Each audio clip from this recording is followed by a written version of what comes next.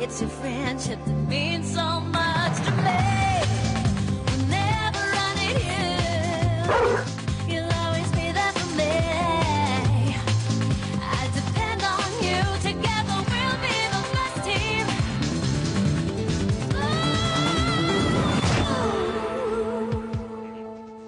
Vous devrez déterminer s'il s'agit d'une mort naturelle ou non. C'est un point capital.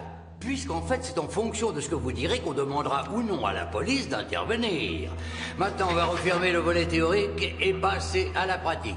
Avec 2 exemples qui vont vous donner une idée de la difficulté de la tâche qui vous attend.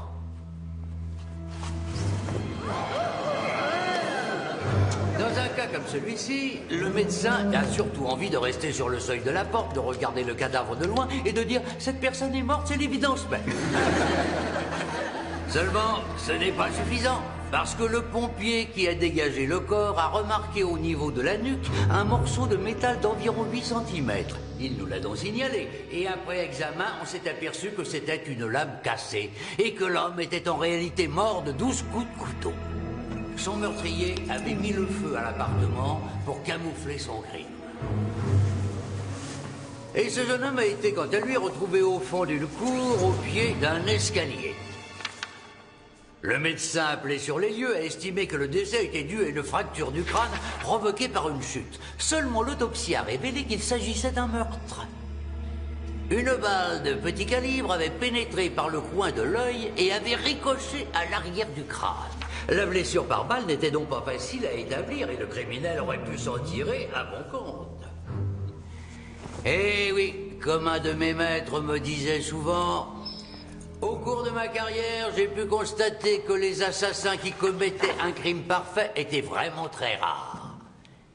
Mais que les enquêteurs qui négligeaient les indices étaient très nombreux. Je vous conseille d'éviter ces 2 cas. Et vous remercie d'avoir bien voulu m'écouter.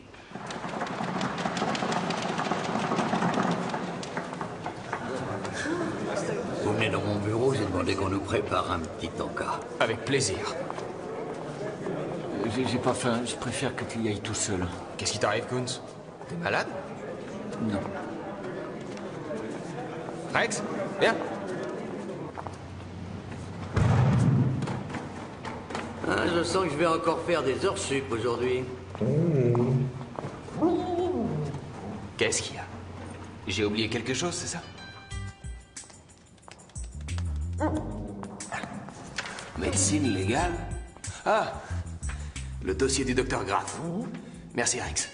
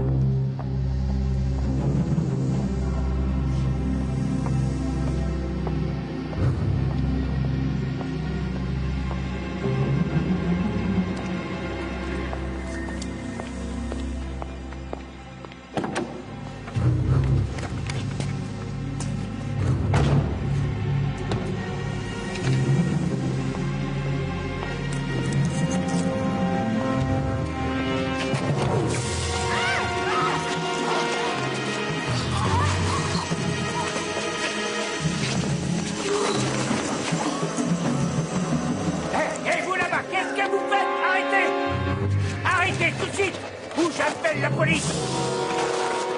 Je vous ai dit d'arrêter. Viens.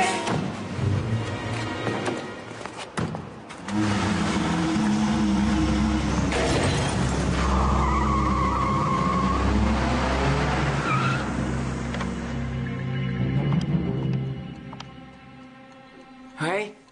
Allô, la police? Je viens de voir quelqu'un commettre un meurtre sous mon balcon.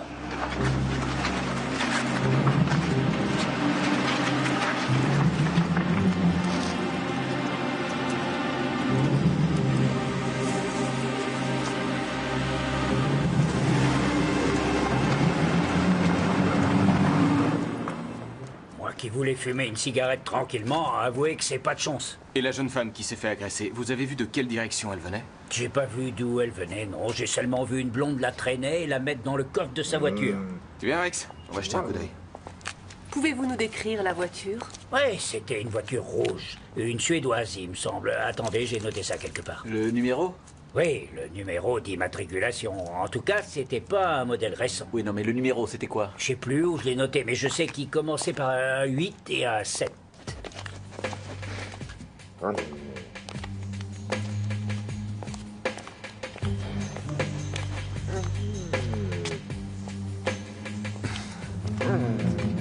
Oui, bien sûr. C'est difficile de trouver une piste à suivre sur l'asphalte, mais tel que je te connais, tu y arriveras. Quoi, t'aimes pas mon pantalon? Allez, continue à chercher. Et votre femme n'a rien vu? Non, elle est en vacances et je vais toujours fumer une cigarette sur le balcon. Comme ça, elle se doutera de rien quand elle reviendra à la maison. Elle est sortie en force, apparemment. Je vais lancer un avis de recherche pour la voiture et la conductrice. Rex est remonté jusqu'au bar qui est derrière. Seulement, il est déjà fermé. Et peut-être qu'elle venait d'autre part. Oh non, non, non. Mon chien ne se trompe jamais. Nous avons tous une odeur spécifique. Quand il flaire celle d'un suspect, il se concentre dessus et il est pratiquement aussi sûr qu'un test ADN. Ça vous ennuie pas que j'aille chez vous? Je voudrais voir votre balcon. Et avec moi, je vous en prie. Je reviens tout de suite, Rex. Ça promet. On n'a qu'un léger dégât matériel sur la scène du crime. On a aussi un témoin qui a l'air tout à fait crédible. Il s'agit peut-être d'une simple bagarre. Arrête.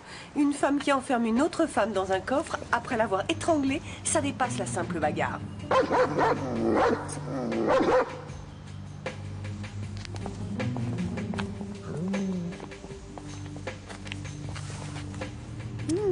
Rex vient de trouver un fermoir de collier. Il ne devait pas être là depuis longtemps, sinon il serait tombé. Félicitations, c'est bien, Rex.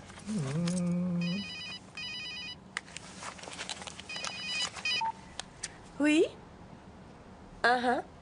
Qui fait qui? Ah, d'accord. Qu'est-ce qu'il y a? Il faut que je t'étrangle un peu. Mickey? Allez-y.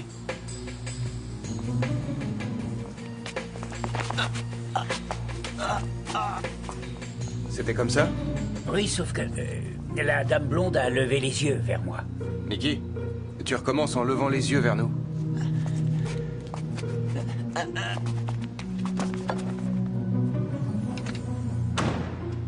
Elle a regardé vers le haut plus longtemps que ça. D'accord. Merci, ça ira. Le témoin a donc vu les deux femmes pendant une quinzaine de secondes et pendant 3 secondes, il a vu le visage de la meurtrière. Il n'a pas dû bien y voir avec cet éclairage. L'avis de recherche a été efficace. On vient de retrouver la voiture qui a été volée, d'après sa propriétaire. Où a-t-elle été retrouvée? Devant la maison, à l'endroit même où elle a été volée. Bon, Kunz, tu vas venir avec moi, et toi, Nikki, j'aimerais que tu prennes la déposition de Monsieur Vartel. Rex, viens.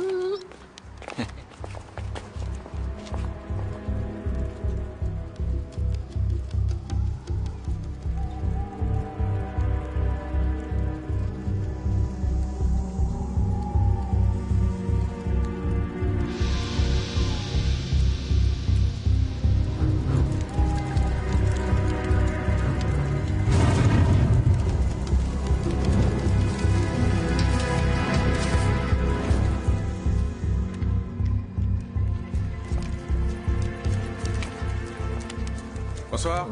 Bonsoir. La police scientifique va venir examiner la voiture. Hoffman, brigade criminelle. Et voici mon collègue Kunz. Je m'appelle Eva Hopf. Très bien. Il est possible que votre véhicule ait servi à un meurtrier pour une tentative de meurtre ou peut-être même un meurtre. J'ai garé ma voiture devant chez moi à 22h très exactement. Mais je n'avais pas remarqué qu'on me l'avait volée et il a fallu que la police vienne me voir pour m'avertir. C'est curieux que quelqu'un prenne la peine de voler une voiture et la ramène à son propriétaire. Vous n'avez vraiment rien remarqué? Non, mais j'ai pas bougé de chez moi après 22h. Vous étiez seul? Pas tout à fait. C'est le policier qui vous a averti? Non, disons qu'il était chez moi à titre privé. Mademoiselle, c'est vous qui avez remis votre compteur à zéro? Non, je sais même pas comment on fait pour avoir l'heure exacte. La meurtrière a pu vouloir cacher le nombre de kilomètres qu'elle a parcouru. Montre-moi ce que tu as trouvé.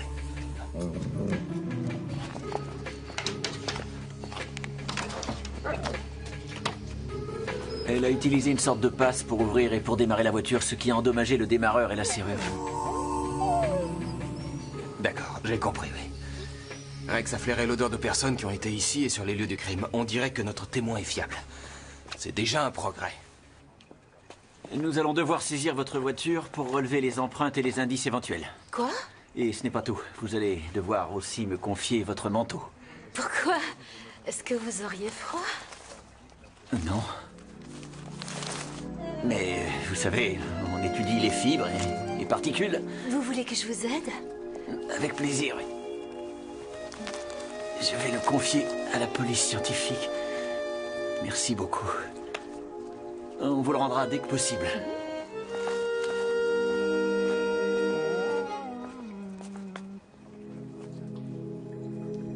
Entre l'endroit où le crime a été commis et celui où la voiture a été volée, la distance est de 18 km. Eva Hopf a fait le plein d'essence hier matin. En se basant sur une consommation normale, 35 km auraient été parcourus. Donc, ça voudrait dire que la meurtrière ne serait pas allée au-delà de cette zone. Coucou. Les types du labo ont découvert des fibres et des cheveux en examinant le coffre de la voiture. Et rien sur les sièges? Si, ils y ont trouvé des choses, mais ils veulent les comparer avec les vêtements de Madame Hopf. Ah, il faut que j'aille lui rapporter son manteau. Kunz, s'il va tout de même pas profiter du fait que les policiers la font craquer. Et je lui renverrai par la poste. Et les traces de terre qu'il y avait sur les pneus? Il y avait des traces de terre d'une forêt, des petits cailloux et du gaz carbonique. En d'autres termes, la voiture a pris une route très fréquentée pour aller en forêt. Ça nous conduit à la forêt de Vienne. C'est une zone plutôt étendue. Oui, mais il faut bien commencer quelque part.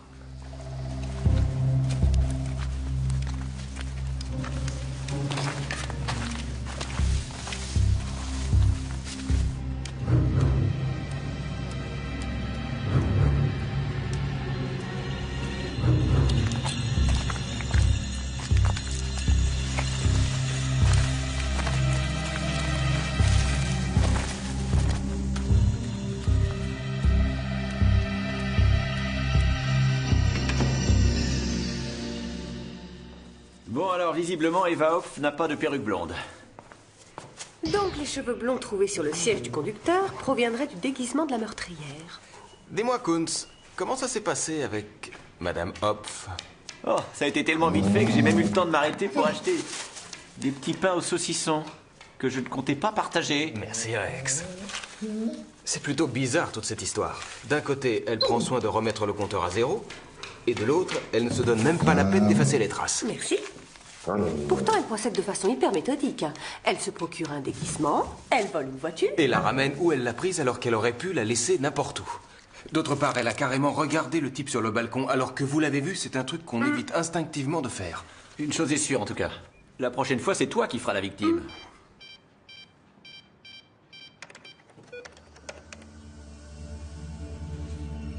Venez donc voir ça.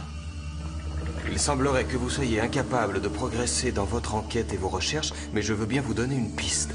Ce n'est pas pour autant que vous me trouverez. Vos collègues ne cherchent pas au bon endroit, le cadavre est à environ 300 mètres au nord de la forêt. Je vous souhaite bonne chance, même si ça ne vous servira à rien. Elle observe tout ce que notre équipe fait. En nous envoyant cet email, c'est un défi qu'elle nous lance. D'accord. Dans ce cas, on va le relever. Kunz, trouve-moi d'où peut venir ce message. Rex, on y va.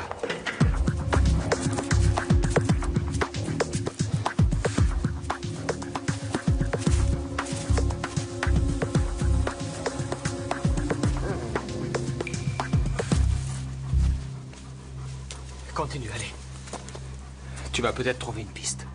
Ce sera pas facile. Il y a tellement de gens qui ont marché ici. Oui, mais au moins on a la direction. Allez, vas-y, fais de ton mieux.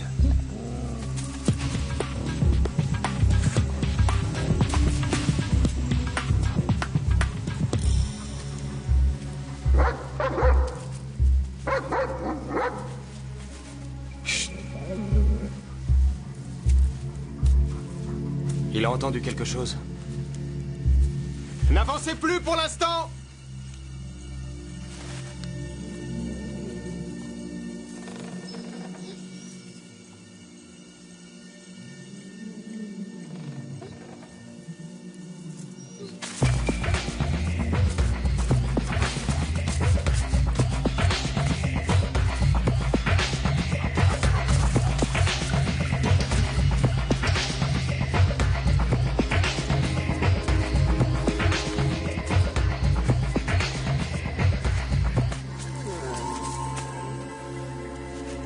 Je comprends, oui.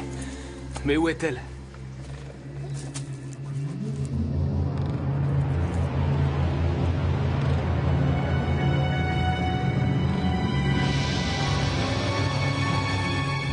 Ça y est, c'est bon.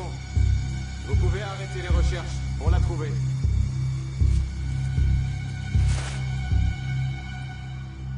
La première trace de strangulation fait le tour du cou de façon très nette. D'après la profondeur du sillon qui a été creusé, on peut envisager que le meurtrier s'est servi d'un fil de fer ou d'une ficelle très fine. La mort survient rapidement, non?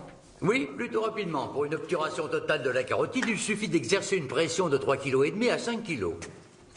Au bout de 5 à 10 secondes, on a une perte de connaissance due au manque d'oxygénation du cerveau, ce qui entraîne très vite la mort.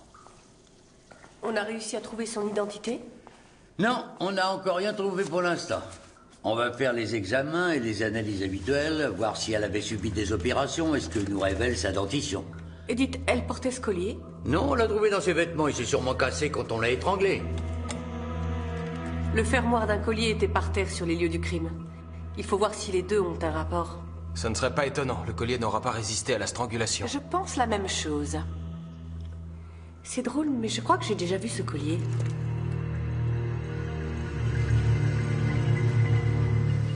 Salut. Salut. On ne sait toujours pas qui c'est. On sait juste qu'elle est morte étranglée par une femme. Fais surveiller l'endroit où on a découvert le cadavre de la victime. Peut-être que la meurtrière y reviendra. Je préfère m'en occuper. D'accord. Quoi de neuf au sujet de l'email? Il a été envoyé d'un café du 7e arrondissement. Ils offrent à leurs clients un accès gratuit à Internet. En principe, les utilisateurs se relaient toutes les 20 minutes. Ça me rend dingue. C'est pas possible qu'un meurtre nous donne autant de fil à retordre et que la meurtrière nous balade comme de vulgaires pions sur un échiquier. C'est la première fois qu'on patauge comme ça. J'ai épluché les avis de disparition de jeunes femmes, mais j'ai rien trouvé. Salut! C'est parfois bien de ne pas tout jeter systématiquement. Regarde un peu.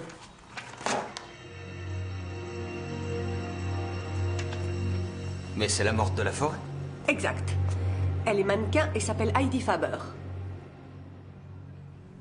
Bon travail, Nikki. On va enfin pouvoir avancer. Je sais aussi qui l'a photographiée. C'est une photographe de mode assez connue, une dénommée Nora Clementi.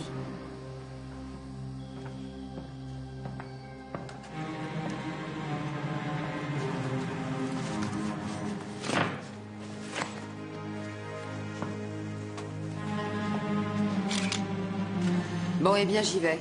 Si on me demande, je serai joignable dans un jour ou deux. Entendu. Tu es sûr que tu ne veux pas que je vienne avec toi? Merci, non. Ça devrait aller. Comme tu voudras. J'avais un peu peur, je dois l'avouer.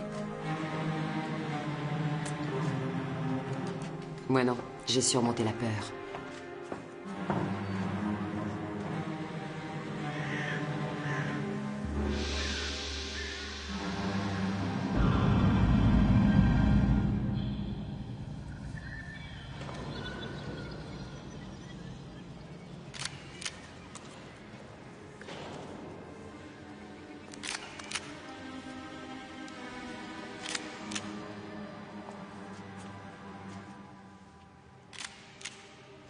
Madame Clémenti? Vous êtes en avance. L'enterrement n'a lieu qu'en fin d'après-midi. Hoffman, commissaire de police. Brigade criminelle. C'est au sujet de Heidi Faber. Qu'est-ce qui lui arrive? Elle a été assassinée hier soir. Je suis désolée. Mais ça fait pas mal de temps que je ne l'ai vue. J'aimerais quand même vous poser quelques questions. Pourriez-vous attendre? Je voudrais encore prendre des photos de mon frère. Oh. Je ne savais pas, je suis désolé. Qu'est-ce qu'il a eu? Comment est-il mort? C'était un accident. On dirait qu'il s'est pendu.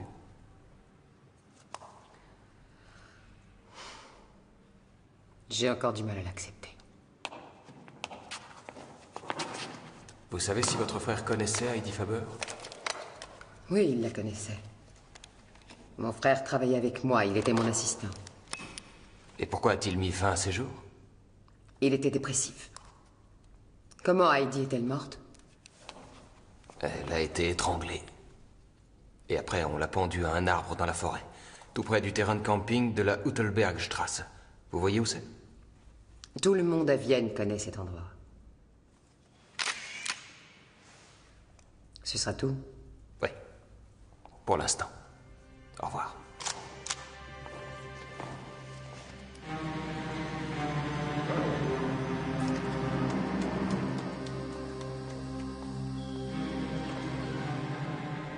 Et salut Kunz, je vais te donner le signalement de quelqu'un.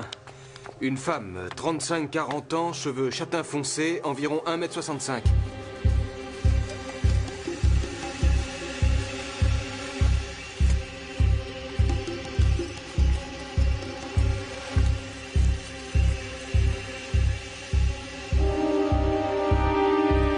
C'était pas cet arbre, c'est celui-là.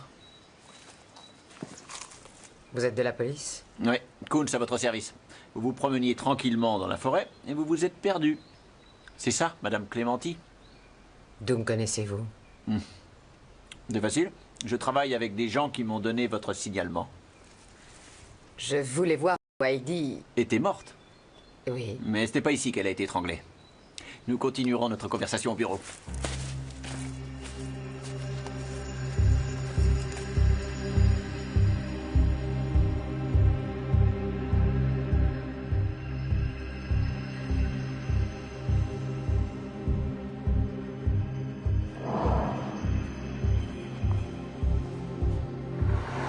Il n'y a rien à faire. Elle nous soutient que son frère et Heidi Faber ne se connaissaient que vaguement. Vu qu'ils sont morts tous les deux, ça va être difficile de prouver le contraire. Tu es allé dans l'appartement de Heidi Faber? Oui, et j'ai pris tout ce qui serait susceptible de nous servir. Très bien. Bon, je crois que je vais aller au studio pour relever les empreintes du frère de Madame Clémenti. Ensuite, je me rendrai chez Heidi Faber pour voir s'il a laissé ses empreintes là aussi. Il a arrêté ses études et il n'a pas trouvé de travail. Pour finir, je l'ai employé au studio. Je n'arrêtais pas de lui dire qu'il devait se faire soigner, mais il refusait de m'écouter. Le surveiller jour et nuit était au-dessus de mes forces. Le commissaire vient de téléphoner de chez Heidi Faber. Il a relevé un tas d'empreintes de votre frère dans son appartement. Ça n'a rien d'étonnant. Il lui portait souvent des photos où il passait la prendre. Oui, mais il a trouvé de nombreuses empreintes dans la chambre et dans la salle de bain. Donc on pourrait partir du principe que votre frère dormait souvent chez elle. Enfin, c'est vraiment ridicule. Non, c'est du concret, madame. Des preuves matérielles.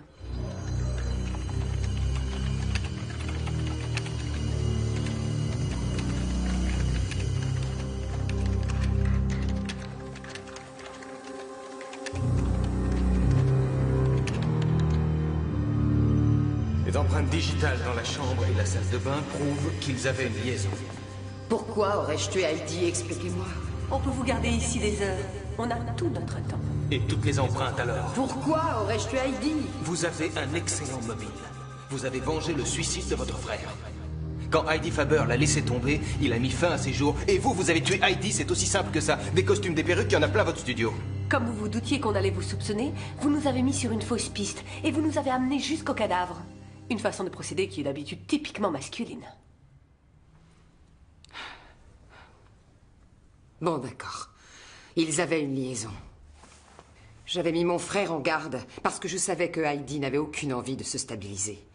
Il avait cru à tort que sa vie allait changer grâce à elle. Mais ça n'est pas moi qui ai tué Heidi pour autant. Pourquoi êtes-vous allé dans la forêt voir son cadavre? Parce que vous la considérez responsable du suicide de votre frère. Marc, tu peux venir? On vient de recevoir un autre email. Quoi? Maintenant? Oui, maintenant. Il nous indique où on peut retrouver la perruque et les vêtements. D'accord. Essaie de me retrouver le fournisseur d'accès et vérifie d'où vient cet email. J'ai lancé la recherche.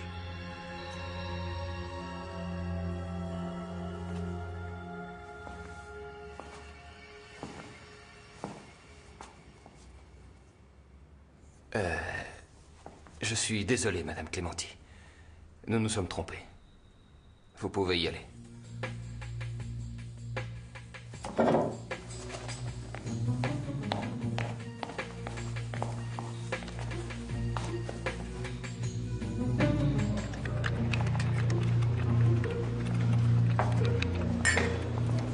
Pour le moment, il n'y a rien de libre. Vous voulez voir quelque chose? Je ne viens pas pour me connecter.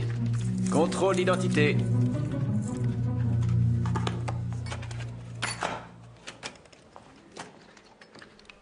Personne ne va se tirer.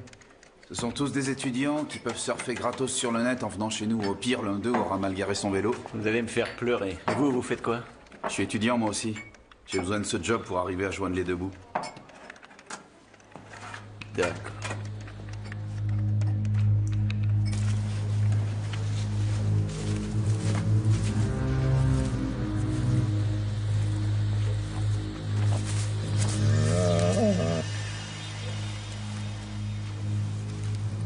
Ce sont seulement des cendres.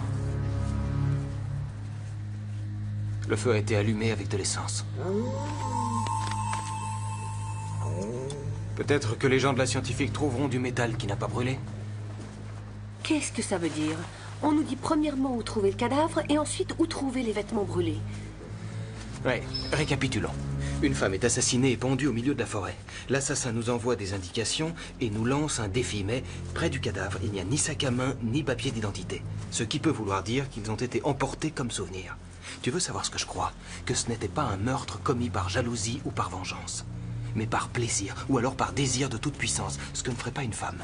C'est donc un homme. Ouais, tu te souviens de ce qu'a dit le témoin? La femme a levé les yeux vers lui. Le meurtrier voulait sans doute être vu sous des traits féminins. Et donc, autrement dit, Heidi Faber aurait été victime du hasard. Il n'y aurait aucun rapport entre elle et le meurtrier. C'est ça.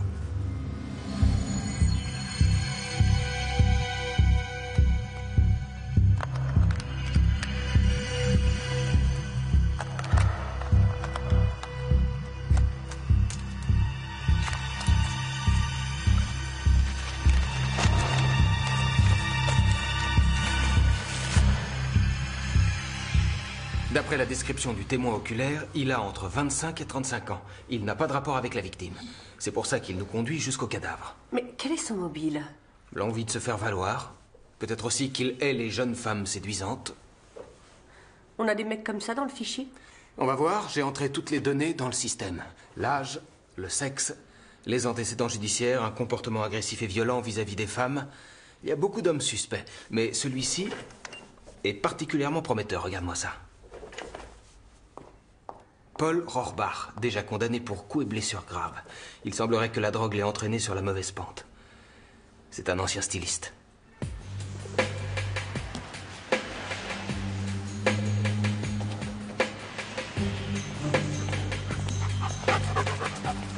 Cool. T'es sûr que c'est ce qu'elle a dit? Oh bah non, quand même. Oh.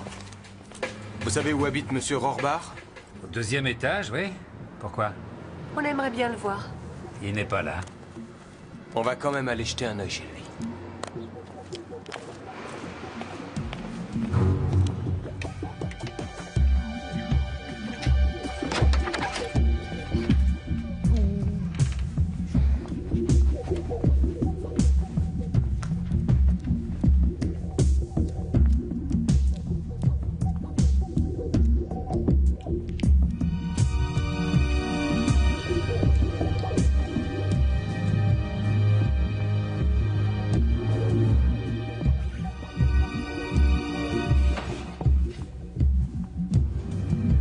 Je regarde ces fichiers un instant. Allez, vas-y, on ne sait jamais. Tous ces déguisements, c'est carrément dingue. S'il ouvrait une friperie, il ferait fortune. Allez, donne-moi le portable. Ah oui. Oh, cool. Le portable. Ah, c'est trop cool. Où est Rex? Aucune idée.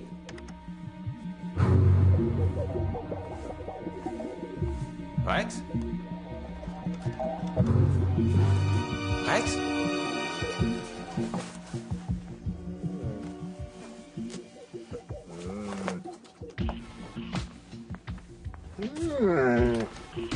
C'est bien, Rex. De l'essence. Peut-être qu'il spécule sur la hausse du prix des carburants. Oui. Ou alors il brûle des fringues dans la forêt. C'est toi le meilleur, Rex. Vous ne savez pas où Rohrbach se trouve? Non, aucune idée. Cool. Ah ouais? Salut, sans vouloir te déranger, tu sais où est Rohrbach? Ah, c'est trop. Eh oh. Ah, cool. Mais ça va pas? Reste super cool. On veut juste savoir où est Rohrbach. Il est au marché aux puces ce samedi. Merci. Ah oui, cool. T'as rien raté, t'en fais pas.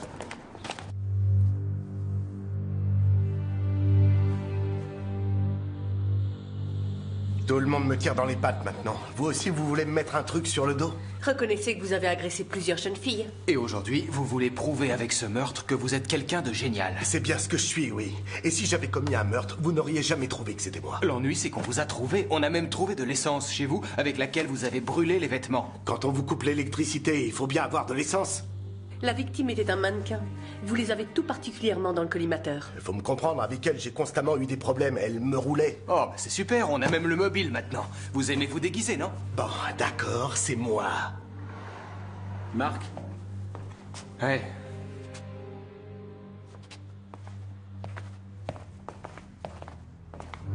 Qu'est-ce qu'il y a? Un coursier vient d'apporter ça.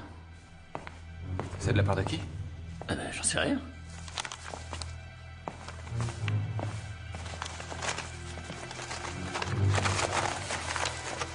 Je te parie que c'est le sac à main de Heidi Faber. Pourquoi il l'a pris si c'est pour nous le renvoyer ensuite? Eh bien, c'est un souvenir. Un fétiche qui lui permet de savourer son acte. Regarde un peu.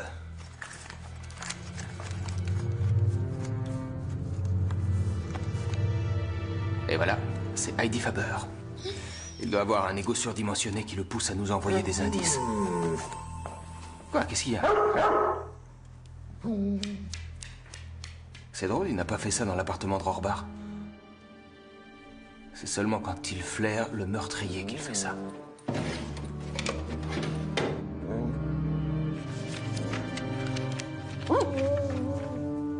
Qu'est-ce que c'est? C'est le dossier que le docteur Graff nous a distribué dans l'amphithéâtre.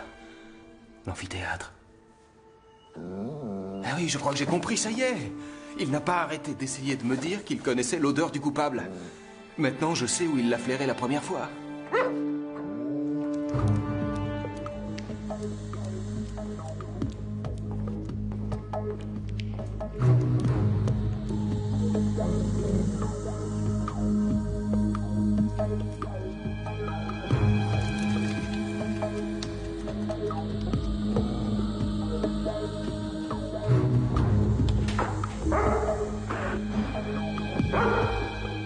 Entendu, Rex. Je sais déjà ce qu'on va faire.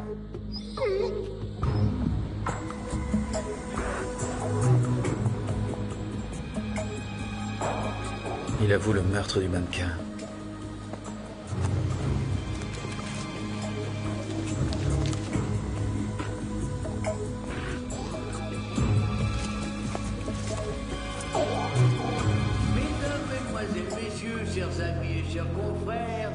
Je me réjouis de voir qu'un grand nombre de gens ayant assisté à ma dernière conférence m'ont fait l'honneur et le plaisir de revenir aujourd'hui encore. Et je tiens à tous vous remercier. Une fois de plus, il s'agit d'une affaire très compliquée. Il s'agit d'un meurtre. Mais la nouveauté, c'est qu'aujourd'hui, vous entendrez non pas le point de vue du médecin légiste, que je suis, mais celui d'un officier de police judiciaire.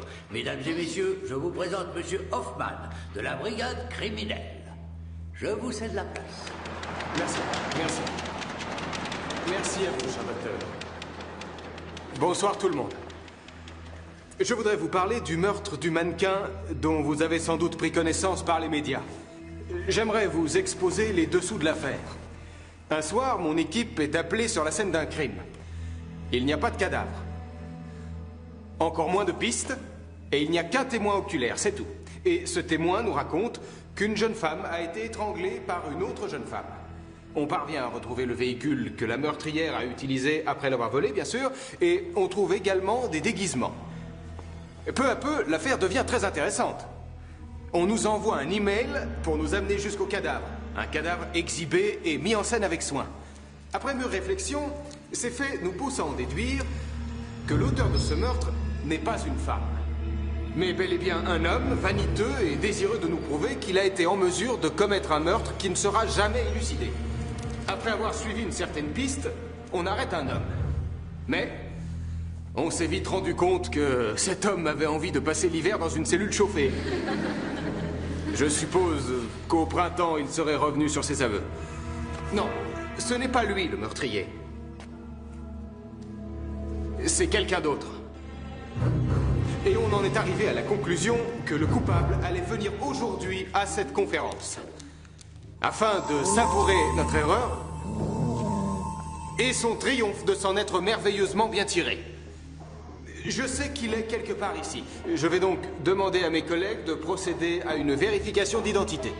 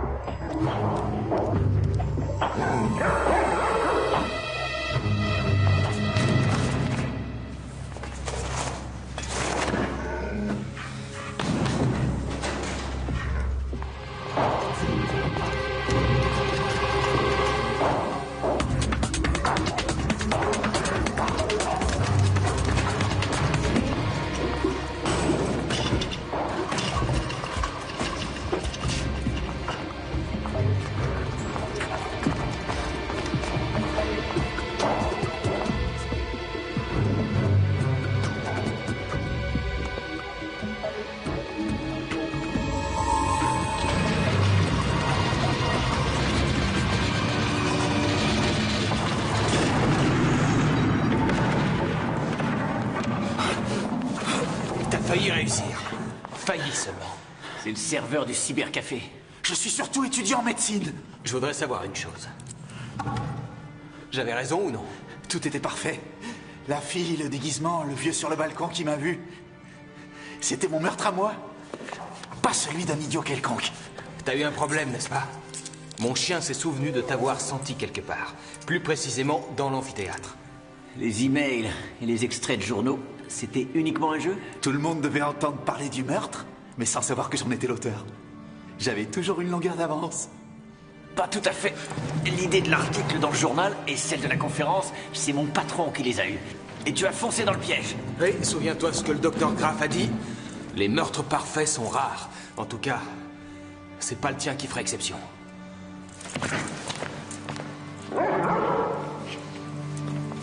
Ouais.